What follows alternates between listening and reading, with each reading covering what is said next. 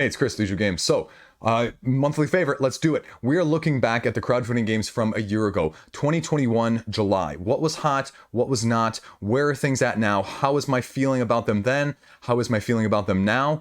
Do I regret not backing them? Do I regret backing them? Where are things and how do they stand a year later?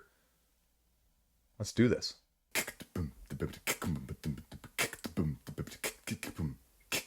First one up here is actually the one that I think made one of the most waves in this month, not by sheer volume of money raised, but also by the fact that they did this easy pay system, and that's Chronicles of Drunagor, the Age of Darkness Apocalypse.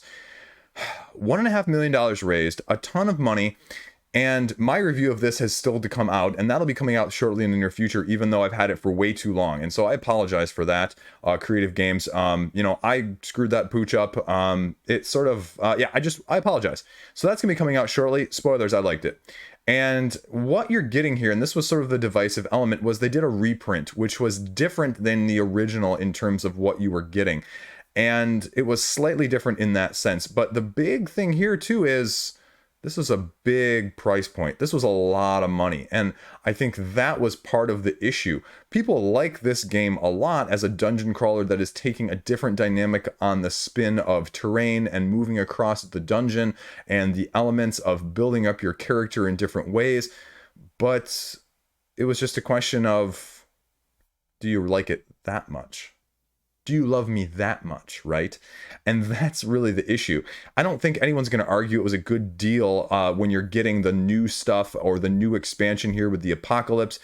This was one I went in for $1 for, and I couldn't decide because I never got my base game played in time before the Pledge Manager closed. And so I probably should have gone in. I probably regret this one. I probably will regret this one. I probably will have some FOMO here because I should have gotten some of this stuff at the time. But at the time, I just had too many crawlers like this that weren't getting played. And so I just couldn't, put out this much money in stasis to know whether or not this was going to be something that I really liked in that aspect. So am I totally up for getting a lot of this content in the future? 100%. This is one of the coolest models right here I've seen in the past year on crowdfunding, period. But it was just so much money to put down. And I love the fact that they put in not all miniatures, but they did some standees in here as well. You didn't need to get all of these massive miniatures. And I think this is solving a lot of the issues that I think people had with the first one. If anything, I think you needed to get this level right here because you get the stretch goals with the Apocalypse Adventures and everything that's going to go, because it's going to cost you an arm and a leg probably later. So that's really the issue. Now, do you need the all-in? No, you don't really need the all-in because it's coming with a lot of other stuff here that's non-gameplay, companions, furniture, dice set. The extra hero packs I've heard people say are mixed bags. You really want more monsters, more enemies. So that and the Four Horsemen, which the Four Horsemen of the Apocalypse are always good in these games. People really do a top-notch, production of them, whether it's this or Simon or whoever. I'll give them a lot of credit. So a lot of stretch goals, a lot of content. This page is absolutely freaking massive. So it's just a comparison of what you needed to get and why. So this is the reproduction that they did in terms of just redoing some of the stuff. And it's going to be just a hit. Now, where are things overall? The ship has sailed. This was actually at the beginning of the month, and it's coming to backers at this point. And so the late pledge is going to be ending in a few days. And if you missed it, oh geez, I didn't realize the late pledge wasn't actually closed. Well, I know what I'm doing after this video now. It was my birthday and I didn't buy anything else for myself. So I will be maybe doing that, but the ship is sailing and we're going to have it sometime later this year, it looks like. Now the question is this just the reprint or is this all the new stuff too? So this is first wave shipping. So I would assume that most of the new stuff isn't going to be included in this. But all in all, well, my excitement for this is actually probably more than it was during the campaign. No lie here. And that's why I'll probably be checking out the late pledge for this shortly after this video ends. But that's also why it was first on the list. Now, second up on this list is On Mars Alien Invasion, one of the later, not the latest, Lacerda coming to crowdfunding from Eagle Games. Didn't raise nearly as much money, but I think it was because it was just a lower price point overall. And with a game as heavy and complex as On Mars was initially, do you really need an expansion? And the other divisive element of this was it was a split of cooperative, one versus all, as well as solo. And do you like that sort of thing? And I think people were, again, pretty divided on that aspect. So you really didn't have nearly as many people backing here as you would have expected. But at the same time, I think the lower price point makes it slightly deceiving as well, too. You had 7,000 people in. Now compare that, think about that for a second from a retail side of things. How many people picked up this at retail, decided that they don't need it, or, as a negative, or compared to the positive of, really 70% of the people that backed it the first time are getting it the second time. That's actually relatively good when you look at it from that aspect, because the price point was good. Now, the thing you'll say on both sides of things is Eagle Gryphon Games doesn't offer a ton of Kickstarter exclusive incentives. And really, as far as I'm aware, scrolling down the page briefly, they didn't really offer anything here either, except I can't imagine that this is going to be $49 at retail. I have to imagine this is going to be like $60 or $70 at retail. Otherwise, I don't see how it's going to be feasible, even though I look at this picture and I don't really get the sense that that's $70 worth of stuff. That's going to be the only question of what does the price difference look like from a retail side of things. Similarly, this is a heavy game. I have no interest in this. My interest was a 1 before, it's a 1 now, but I'm interested to see what people think of these different modes and seeing if it is successful, will we see more of it in the future? That is the most intriguing thing to me. Now, the next one up is really easy for me to talk about because I already put my review out it as a absolutely fantastic deduction cooperative style game. Not without its criticisms, not without its critiques. I think the deluxe insert was not really to my liking whatsoever. I think it was a little bit weird and a little bit just kind of tacky to have the name of the company on the back of every single tile when they're face down. But apart from that, it's an absolutely fantastic experience. Now, a couple of you asked questions about, well, how good is it? How does it compare to a few other things? And what does it look like as you're traversing around the map, trying to stay ahead of the queen in order to, achieve the end game of filling in all the spots or making it to the end? The main criticism of this game was that, you'd find yourself guessing after a while. Well, the reason you're guessing is you're playing for the turn that you're on, and you're not playing for the turn looking ahead further. If you're only looking at the turn that you're on, yeah, you're going to end up guessing a lot, and you're going to end up in these 50-50 situations that are going to put the queen a lot closer to you or cause you to lose very abruptly. If you have a game group that is not willing to pay very close attention and very strategic thinking, yeah, it's going to fall flat. Yeah, you're going to end up with those situations. So if that's your main criticism, well, yeah, you got to think beyond the turn that you're on. If you're not doing that, yeah, that's what Tom Vasel's review really focused on. So, I agree with it, but I also disagree with it in that sentiment. You need to think about it from that aspect as well.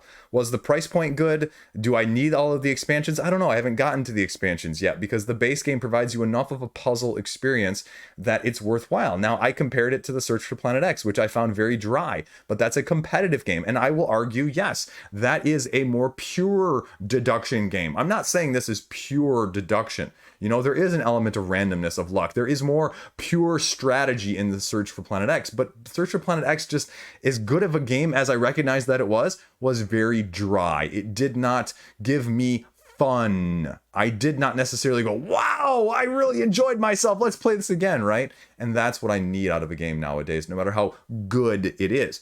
I was, relatively a 9 during this campaign. I'm probably an 8 now, but, it's still sitting right here next to me and it's not going anywhere. So I look at it from that aspect. Now, you could make the argument that if someone wanted to buy this for the deluxeification version and I could get the expansions with the non-deluxe version for 2/3 or half the price at retail, would I take that deal? Yeah, I probably would. Because it's the same otherwise, and I'm not huge on the deluxeification, so I probably could live without those. There's not make it or break it's for me at all with this game, so that'd be the only criticism that I'd have otherwise in that sense. It's not a game that everyone will like, though, because of those things that I mentioned. It's going to be too puzzly. If you do not like thinking, again, like a crossword style, thinking several spaces or moves ahead in a Go chess strategic form with some randomness thrown in there, you're not going to enjoy this. You're not. It's going to be too difficult. The queen is going to catch you up to you too easily, and you're going to get too frustrated because the game ends otherwise very abruptly in those cases. So take that for what you will. It's delivered. It's been delivered for months, and you can check it out and even start to pick up copies, I think, here soon from North Star Games if it's not already available. So there you go. Yeah, pre-order. Check it out. So next up, we're going to go something slightly different as well. A game that is not at all of interest to me, but definitely made waves because of just the good product and, campaign that they run in the first place from Garphill Games, The Architects of West Kingdom, The Works of Wonder. This is a year later. Where are things at? It raised nearly 950,000 New Zealand dollars, which I think is something like 650,000 US dollars. Nah, it's more like $587,000. I didn't do the math. I cut that part out. So this is another expansion for one of the very well acclaimed games from Garphill, Architects, and it's just adding more of a good thing. And now this is a 1 to 5 player worker placement style game, offering you a collector's box as well as a playmat as well as an expansion. Garphill Games is very forward, saying if you can't or you don't want to support us during the campaign, you might be able to get it cheaper later, but we're going to give you a little promo pack. We'll give you a little bit of incentive so that if you want to support us now, that's cool too.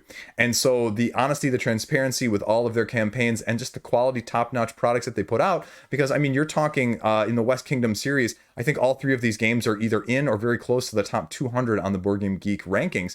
People really like what they're putting out, and apparently they are different enough. Again, I'm not a good judge of how different these games are and, the nuances between them and which one you should get if you're looking for X, Y, or Z. But I mean, I know quality when I see it, folks. I know it when I see it. I can't necessarily tell you all the attributes and the distinctions, but I know it when I see it, and this has all the makings of it every single time. You're getting more monuments, you're getting more city parts, you're getting a board extension that's giving you all of these different contributions, consequences, influences, princess and poor profiteers, and more wonder tokens, and unique player boards offering more asymmetry, more, and a solo mode if you really want to do that too, because a lot of these worker placement games really thrive on the solo scene as well. So where are things at now that we're a year out? We hop over to the update page and fulfillment is pretty much done. So you should be talking about this game or having played it at this point. UK apparently is having a little bit of delay here, but that was over a month ago, almost 2 months ago at this point. So I would assume that you pretty much have your game for the most part. So if you have the game, let me know in the comment section. What do you think of this? Is it worthwhile? Is it one of those neat expansions? Does it really make that good of a game that much better? Would you play without it? Would you not play without it? Where are your thoughts at? Again, it's a 1 for me. It's a 1 for me now. It's a 1 for me later, because this isn't my type of game. And you know what? I'm completely okay with that. I'm looking more at Wayfarers of the South Tigers with the dice. Now that is on my wish list, and I'll probably get that post-campaign. But we'll talk about that later. Now we have Oros, the all-powerful demigod in a shifting world. You get a little bit of a description up here. Thinky, puzzle-like board game with layers of strategy, unique mechanics. That's giving you the most generic description that you can think of, right? And it did really well, actually, overall. Almost 5,000 backers, almost $300,000, because the price point is a little bit lower overall. But the problem I have with this when I was just reviewing this is you can late pledge still, so take that for what you will. But this is a little bit of everything you see, right? Okay, you get Man vs. Meeple video at the top here. What's in the box? They give you the standard edition. They give you the old deluxe edition going on here. And then, we're scrolling down. If you just came across this page, and this is my problem with this, is I have no idea what's going on with this game, right? What is the Grand Mountain Mini expansion? Why would I want this? What do wood tiles and, these sort of things mean? Why would I want to go straight to update 15 to see more? We're hitting stretch goals or growth incentives, and I like that term, actually, the way they describe it here. This is actually really well done, but you'll notice on the far right side, if you can see that, maybe not, it's off the screen depending on how far it's grabbing with my view right now. I'm already like a third of the way down the page, and I don't know what is going on with this. And we're getting, 33% of the way done. We're getting shipping before we get to the description of what this game is right now, right? Meet the game right here, almost 40% probably down the page. I hate that trend. I freaking hate that trend a metric ton. Only now do you get that this is humankind's ancient pursuit of knowledge and power. As a demigod, you're trying to go from an isolated island to majestic mountains, and you're going to be using worker placement and tile shifting with area development and an economy action. You don't even know what mechanics are going on or the theme of the game until you get 40% way down the page. That's ridiculous. And maybe this is, they restructured it, post-campaign. But anyway, if you're coming across this game even as a first-time late backer, that's irritating. That's okay. What do I need to know? Well, again, you need to go all the way back down here to get to the how to play, to get even what it's involved. And I just hate that trend of showing me what's in the box before you tell me what it is or what it's about. I think it's looking like a very, very solid game. This is a game, though, try before you buy. I think you really need to try this because it's doing something with asymmetry, with worker placement, but the synchronous in what we actually think of in a typical worker placement game. So you might love these mechanics and how they're a different spin or twist on what you're used to, or you might not like them whatsoever. And that's a little bit of the scary thing when you're paying $75 plus shipping, which is probably going to run you $100 at this point, with shipping being what it is. So pre-campaign or during campaign, I was probably like a 4. This just isn't in my wheelhouse whatsoever. Probably now I'm a 6. Let's take a look where it's at though. So from last month, we don't have a July update yet at the time of me filming this. They've just now got the pre-production samples. So it won't be as overdue as some of the others I've highlighted in the past, because the original due date on this one was October 2022, which isn't terrible whatsoever, considering you're probably not going to have printing done for this in probably the next, 2-3 months easily. And so then you're really talking sort of probably the very beginning of Q1 from that aspect, which is, again, only 3-4 months overdue at that point, which isn't bad. Usually see about a 6-month turnaround. So that's, pretty good, actually. There you go. That is Oros. Definitely give it a check out, because it looks like you can still late pledge.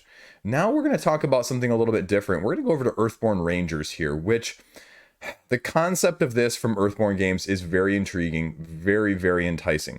At the same time, when you're going up against the market model, the standard bearer of these type of games that have been out for years, that have such an established base and such an established pedigree of excellence in terms of Arkham Horror, Lord of the Rings, as well as Marvel Champions now, with Marvel Champions just absolutely blowing up even since this launched a year ago. I mean, you would say Marvel Champions night and day difference with the Thanos expansion, with the Mutant Genesis expansion, as well as the Sinister Six expansion. I know it's not called that, but you know where I'm going with that, the Sinister Motives one. And similarly, it had almost 4,800 backers and raised actually more money than Oros with almost $500,000. But this is a model that is going to be very intriguing. And the price point was expensive for what you're asking for. $80 for a core set, $150 for an all-in. That is a lot of already established LCG material, right? That's a whole arc and a half, or, campaign and a half for Arkham Horror. That's, essentially 3-4 big box expansions from Marvel Champions. And that's not inexpensive. Now, again, with these customizable card games, 1 to 4 players, let's be honest, most people play them at 1 to 2 players. So that's really where your massive appeal is when it comes to this. It looks fantastic, but there wasn't a good sense of the game flow for me personally. I remember when I covered this about what you're doing and how it's interacting and what it's looking like in terms of, okay, this is, the flow of this game. A lot of extras. This reminds me more of Seventh Continent, with the extras that you've got here with the miniatures and the meeples and the journals and those aspects. Creating your own unique ranger. This is, the customizable portion of this CCG. Now, I say CCG, I mean LCG, because it's not making you draw packs or anything like some of the other stuff on crowdfunding has been lately, and we've seen a lot of that too. But this is the other difference here. It's giving you more of an open world situation where you can explore and do what you want, how you want. And that's the blessing curse of this potentially. So does that appeal to you? They're going really sustainable as well with the components and the production. July 2022, that's right now. So where do we stand? What's really weird with this status update from the beginning of the last month is they say that, well, they don't have the finished files for the core set, and then they're going to be still trying to do the layout of the rulebook, the campaign, and the packaging. This is the concerning thing. And not concerning, but when you say you're going sustainable, they said they tried to go to North America, but it's just not clearly working out. So now they're going over to Europe. But if you don't know where you're going to be producing, although they haven't said, I'm assuming that they know at this point, right? Otherwise, you could be talking a couple months of logistics from that aspect. So where is it going to end up? And they say that they'll let us know when we have something more to report. That could be sort of a problem if you're going forward with this, with any sort of strict timetable. And I think the timetable at this point, for me personally, if I was a backer, is completely off the table. This is a when I get it game, because I don't think you're going to get this game in the next, the end of 2022. I think this is going to be probably an early Q1 2023 at least.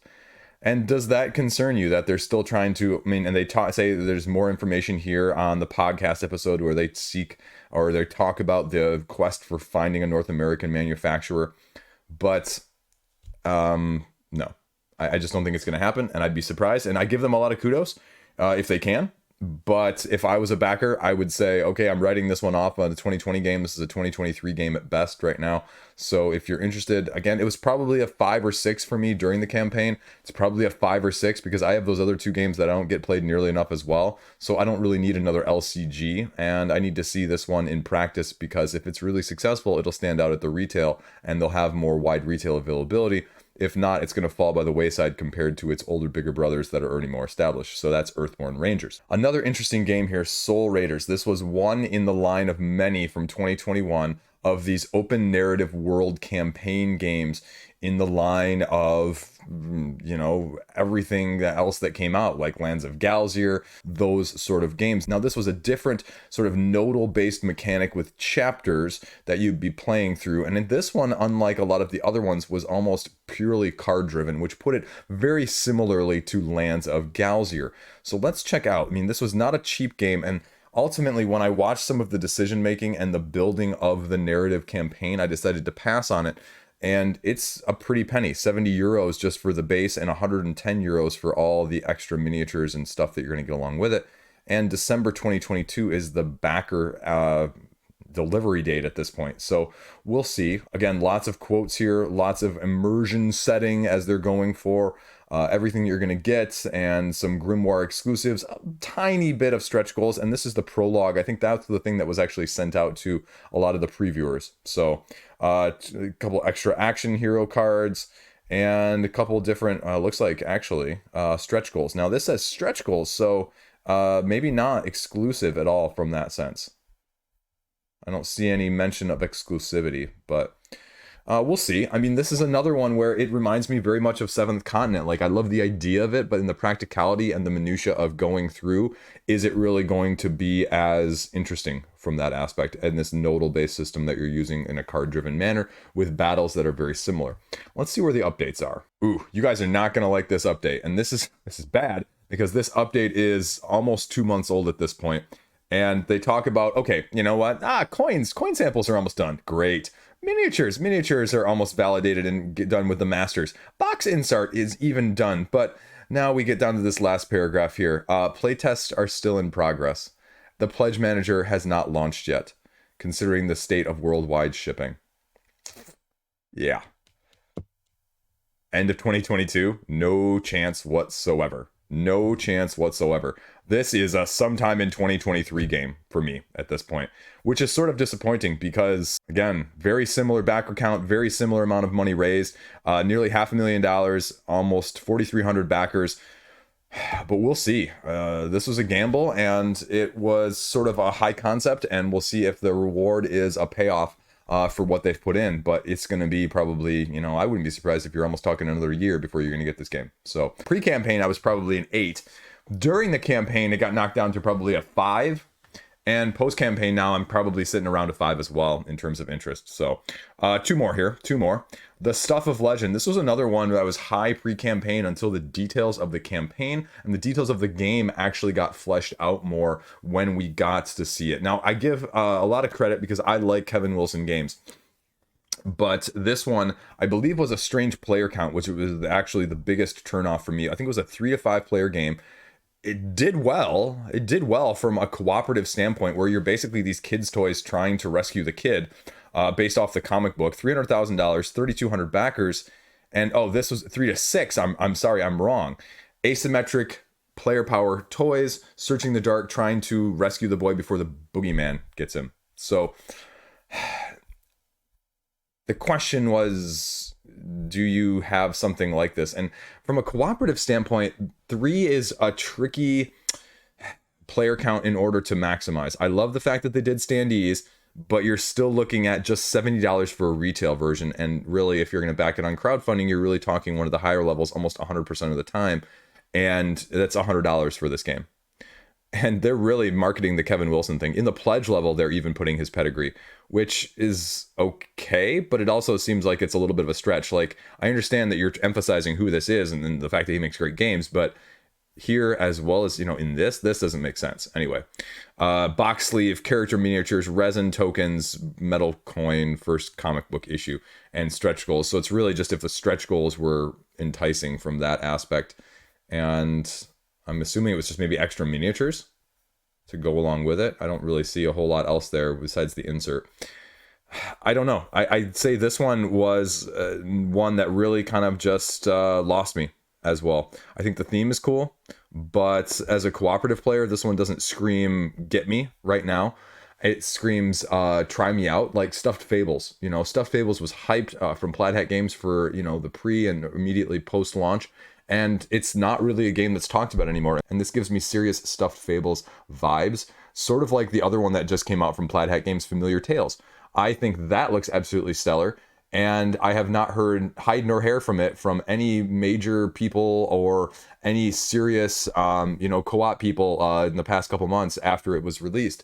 It's sort of flown under the radar. And now I'm not saying it's not any good, but to drop off that quickly, that's what I feel like this has the potential of doing, as much as I think it's a cool concept. So we're going to see when rubber meets the road, and when is that going to be? So when we go over the update here, they have the full white box with the game tray samples. If you're not familiar, white box is basically the pre-production copy where they go through everything to see if it kind of fits and it kind of, or is organized well, and they've got the right amounts essentially in that sense. And they say, okay, they've gone through it and game trays, and they don't even have the late backing closed yet. It's still going to be going until August. So not anywhere near close to going to be hitting the June update, June delivery date, like they said, because we're already 1 month over. So this one has the potential probably as well to not even be before the end of 2022.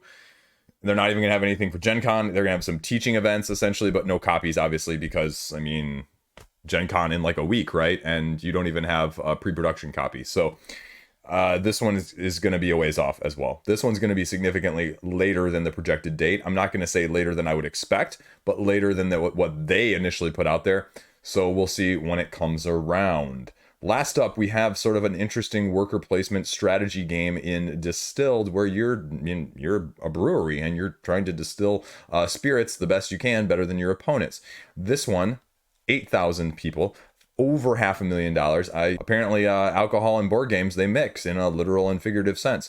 So this game really kind of flew under the radar, but whenever I see these, I always mention these on crowdfunding campaigns when I talk about them, the Cardboard Edisons as well as the Ion Awards, because that means when it's coming to crowdfunding, someone has already given this a heavy look-see to see what the mechanics actually look like, to make sure it's not all flash bang and glitter. And to win those, or to even be a finalist, is it's not like super prestigious, but it's a relatively good accomplishment. It makes you feel better about you're getting a game with actual legs and substance rather than just flash, especially when you get more of the Euro style game on crowdfunding, which can be very overwrought with deluxeifications nowadays. Medium weight Euro game, crafting alcoholic spirits, just like I said, for multiple players, but you can play with one as well, and you're just the owner of a distillery. That's a pretty big quote. Like, it's one of the best designed games I've ever played. This one has a unique mechanic, and I'm blanking on what it actually was, but I remember they were doing something different with the card play in terms of the distilling and the selling phases. So I just think this is a unique theme. We don't see this enough, and this is more of a serious alcohol theme, not like, beer pong-esque adjacent on crowdfunding. So take that for what you will. The rulebook is out there. Everyone's saying that this is awesome, awesome stuff. Again, as a medium weight Euro game, this is not up my ilk, so I can't tell you how this is going to compare, but people are putting some heavy quotes on this page. So it'll be interesting to see when this game actually comes out, if they still feel as strongly. Like, if I'm going to put a quote out there that strong, better have something to back it up later. It's not one of those where I just want to see the hype die off as soon as it gets, right? Like, I want to see people talking about Oathsworn, to use that example right now, because everybody, all the major channels are raving about Oathsworn. I want to see where their thoughts are on Oathsworn in 6 months or a year, right? That's what I want to know. And this just gives me similar vibes in that sense, but this is obviously significantly different than Oathsworn in terms of the mechanistic approach. So December 2022, it looks like, is going to be the delivery date. How on track are they for that? Scroll down here and you get to the update from a June crazy month, as they're recalling it, now in the middle of July from when this update was given. They have the white sample as well as the color proofs of the entire game. So they have to check it and they have to go through it. And so that, along with the game trace insert, is sort of what they're seeing in terms of the proofing. And obviously they're still going through this. And the next step would be to, get a full pre-production copy before fully production begins. So I don't see this necessarily making it by the end of the year, but I think this is probably the one that I could see closest going either way, considering, they did say December. So I think that could be relatively on track, which is impressive that they actually knew that they were going to take that long to do it. So I give them a lot of kudos for not underselling it like a lot of other campaigns do, because people, for some reason, always freak out about that if it's like too far out. I'm like, I always prefer under promise, over deliver, right? Under promise, over deliver. Say too far out, have it come sooner. Don't say have come sooner and be over, because that's, the typical Kickstarter crowdfunder response. Anyway, that's it. So there you go. That is the look back a year ago. If I have time, maybe I'll try and look back from 2 years ago. But that's a little harder to find those games. So I may require a little bit of digging. I mean, these videos will be much easier a year from now when I can just literally look on my channel and say, hey, where are those games now? How do people feel about them? And that's what I'm going to do. That's what I'm going to do, folks. I'm going to say games a year ago. Are people still talking about them? Are they still in your collection? I think that's worth reviewing and doing. I think, looking back at games from top 10 videos that you made a year ago, of 2021 or 2020, are those games still in your collection? Or were you just hyping them up to get rid of them afterwards? And I just don't know. It's just always a very interesting dichotomy, and I feel like that's sort of the side of things that we just don't talk about as the elephant in the room a lot of the time on channels. So anyway, those are my thoughts and my ramblings. There you go. That's the month. I like doing this video. It gives me a nice view on how I feel about things after backing or not backing things a year later, and definitely feel strongly one way more than the other often. So that's actually, and then I mean that in a good way. Like, I'm glad I didn't back stuff that I didn't back. So I'm at least getting a little bit better from that aspect. So yeah, there you go. Thanks for watching. Stay classy. Let me know what you backed, didn't back, or, regret backing from a year ago. Where are things at for you? It's gonna be a good time. Thanks, guys. See you around.